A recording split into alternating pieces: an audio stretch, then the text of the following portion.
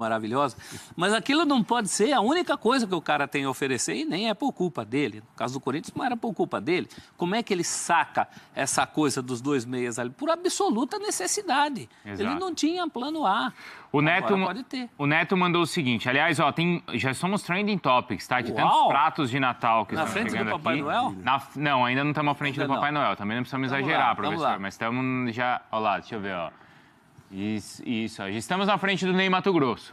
Já é alguma coisa. Já é alguma coisa. Isso é uma consagração. É uma Ele, consagração. inclusive, está lançando seu livro, na verdade, lançou no... Isso, estava na Fátima ano. Bernardes hoje. Então, é uma luta difícil, velho. Ó, um gênio da música brasileira, esse cara. É, não é, Maurício? É demais. Então, estamos... E olha, daqui a pouquinho a gente vai mostrar mais fotos. Tem várias famílias que estão mandando aqui. Tem umas mesas bem caprichadas aqui, como essa que o Glaucio mandou lá de Laguna, Santa Catarina. Mas muito bem, olha, tem uma mensagem aqui do Neto falando que o problema do Corinthians não é o centroavante, mas sim a defesa. Que falta um zagueiro e que o Henrique não dá conta. Ainda tem aquela história do Castan. Inclusive, o pai do Leandro Castan falou que o Corinthians não desistiu. A questão é que ele tem uma multa ali no Vasco de mais de... Ou a multa, se não me engano, é de 30 milhões de reais. É parada essa questão, né? Porque inicialmente se falava num acordo de cavalheiros e que não iria ter muito problema. Aliás, lá está escrito: Corinthians não desiste de Castan.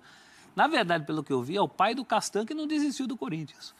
Né? Ele que ainda mantém aí essa chama, essa esperança, uma nova modalidade calçada das negociações desse fim de ano, que é você querer trocar por peanuts, amendoins. Fala assim, quebra a minha, libera o cara. Mas como assim libera o cara? Eu acho que o Vasco está em condição de liberar um acordo amigável. Da qualidade do... Amigável para os dois, né? Então, claro. Urso. Não, daqui a pouco é o que a gente falou aqui, daqui a pouco não tem mais contrato. Porque chega no final, não, eu quero o seu jogador, mas rescinde com ele amigavelmente. Como assim? Pra ele ir pro meu time. Bom, esse é o dó. E o Vasco tem, né? A história do Vasco recente é uma história de apequenamento do clube, né? E, assim, uma recuperação do Vasco passa por bater o pé nessas situações. Claro. Jogador importante, o Vasco tem pretensões esse ano, não quer ficar nesse limbo que o Vasco entrou nos últimos anos. Então tá certo, tem que fazer valer. É um jogador importante, tudo bem, você tem uma história com o Corinthians, seu pai está forçando, você gostaria de ir, mas a gente não vai abrir mão. Nós precisamos de você. E o Vasco não disse que não conversa. O Vasco disse que quer uma contrapartida. Que o Corinthians até agora, fingiu de mortinho ali. Sim. Né? Aí fica difícil. Não, conversa, a multa está aqui, 30 milhões de reais. Isso não vale aí dar o mercado para gastar essa grana. Não. É numa posição que ele pode repor. A questão do Corinthians não é só escolher de novos jogadores, é reformular a maneira de se defender. E ela começa lá na frente. O Corinthians, em determinados momentos com o Jair Ventura, mostrou algo, e já vinha acontecendo assim, algo que era para o corintiano, assim, que está acostumado a essa forma de jogar, outras equipes, outros torcedores, talvez não se sintam confortáveis e ver uma equipe jogar da maneira como joga o Corinthians. Mas era assim, era difícil chegar à linha defensiva do Corinthians, porque você tinha um primeiro bloqueio muito bem feito, com pressão, recuperação da bola, e no final da temporada, nos piores momentos, chegava facilmente à área do Corinthians. A bola estava lá o tempo todo, e isso gerou muito mais gols para essa defesa. Então não precisa de jogadores? Precisa sim, mas reformulação na forma de jogar. Nesta maneira, todos defendem, todos vão atacar. Mas isso é impossível. Não é impossível. Isso aí é o futebol. Esse futebol que divide tarefas. Então, eu sou zagueiro, eu não preciso saber finalizar, chutar uma bola no gol, e eu só dando bicos para frente, eu vou ter uma carreira sólida como zagueiro. Isso não funciona mais. Se funcionou um dia, hoje não rola. Porque quem tem mais liberdade para armar uma equipe hoje são os zagueiros e um ou outro volante. Porque a pressão está lá na saída de equipes que sabem se defender bem, estão pressionando saída de zagueiro. E zagueiro não joga. Aí zagueiro tem que rifar. E aí a bola é sua. Então, o futebol é isso. Não dá para escapar disso. Então, a gente vê no Corinthians a perda de uma vitalidade defensiva que lá existia, e aí você começa a analisar individualmente os nomes para pensar em substituição. Mas não é só isso, é recuperar uma ideia. Mas com o Carille essa ideia não vai ser mais recuperada? E com o Carille ela é a base para a volta. Como foi a base quando ele se apresentou como treinador de futebol. Claro que ali ele precisava assim, de uma consistência para permanecer no cargo no dia seguinte, né? Sim. Como é com o time grande, assim, você não pensa a longo prazo, você pensa no dia seguinte. E ele foi jogando daquela forma para se manter treinador. Conquista do título paulista, bom, agora eu posso aliviar um pouquinho aqui e já me conhecem.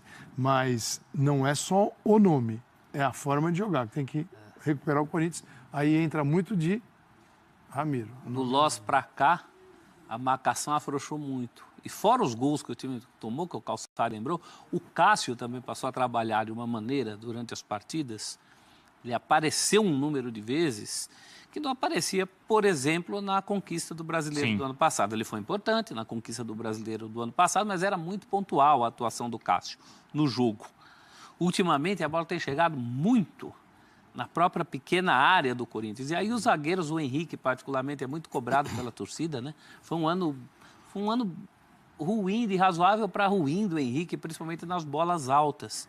Mas isso também tem a ver com o que o Calçado falou, todo um sistema. Poxa, essa defesa, ela desde o Mano Menezes, ela é muito bem protegida por volantes, né? Ela teve bons zagueiros, desde a dupla Chicão e o William, até as duplas mais recentes, até Balbuena e Pablo, mesmo agora até o Balbuena sair, né? Eram bons zagueiros, mas zagueiros muito bem protegidos por um sistema que fechava e abria com uma constância que se perdeu, né? As tais das linhas mais abertas, do Loss para cá. Acho que isso o Carille pode contribuir, deve contribuir ao forte dele. Ele era um treinador de defesas. Mas eu sinceramente não acho que a vida continua com esses zagueiros que o Corinthians tem. Acho o Henrique um bom zagueiro, prefiro o Henrique como coadjuvante de alguém melhor, mas não é a situação do Corinthians hoje. Então é ele e os garotos. Se o sistema se arrumar direitinho ali, com esse bom trabalho do Ramiro, dos outros volantes que estão chegando, tem o Richard, tem o próprio Ralf, que ainda dá um caldo, tem o Gabriel, que é um jogador até com mercado para uma boa venda, se não for vendido, será uma opção importante. Ali não faltam opções para o Corinthians reestruturar esse sistema. Mais do que nomes na defesa, eu também imagino um sistema reestruturado. Eu acho que o mercado ele tem que pensar em ter jogadores... Assim, esse é um drama do futebol brasileiro. A gente gosta de 11, mas foi para o 12º, a casa cai. E assim, para ser campeão, se o time grande está pensando em ser campeão, ou sobreviver no Campeonato Brasileiro. Brasileiro, Libertadores para quem tem Libertadores, Copa do Brasil. Para mim, ou Sul-Americana. Né? O estadual é irrelevante, embora ele sirva para demitir treinador, para gerar crise. Né? Quando ganha não serve muito, quando perde é uma tragédia. Até por não significar nada ao perder.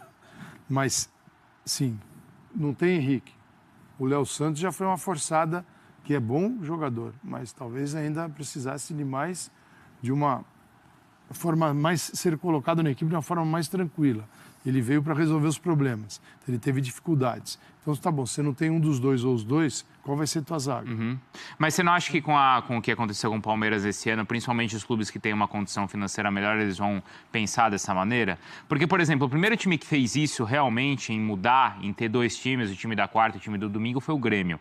A diferença é que o time do Índice em 2016, certo? Quando ganhou, 2017, quando ganhou a Libertadores. A diferença é que o time da quarta para o time do domingo no Grêmio era muito grande, do Palmeiras era mais equilibrado. A ponto de você não saber tudo entre a quarta e o domingo, qual era o time titular. Não, então, mas isso, do Palmeiras. Mas no Grêmio isso era muito claro. Claríssimo. Em 2017 não teve problema nenhum, porque o Grêmio foi campeão da Libertadores e atingiu o seu objetivo. Não é fácil chegar a esse nível, até pelo custo. Claro. Nesse ano, o Grêmio ele já não conseguiu isso tão bem, porque ele não foi campeão da Libertadores. Quando acordou para o Campeonato Brasileiro, ele estava muito atrás. O Corinthians acho que não vai ter essa condição financeira, mas os outros acho que pensam dessa forma, não pensam? Eu vejo que a gente tem problemas de orçamento no futebol brasileiro, eles são claríssimos. Só que não são maiores do que a falta de habilidade em montar elenco. Montar elenco, a gestão técnica é fundamental. E isso requer assim, uma experiência, conhecimento de mercado, análise de mercado muito bem feita e não só, teu nome é Zé. Uma rede de relações, de figuras de confiança que entendam a identidade do clube, que entendam bem que tipo não de só aquele jogador nome que o empresário funciona. te trouxe. Isso. Tá, que está no mercado. E Ou o que a cara tá torcida pondo tá aqui. pedindo no Daí Twitter. que vem essa questão da criatividade, né? De você encontrar soluções que não são óbvias. Mas não é uma coisa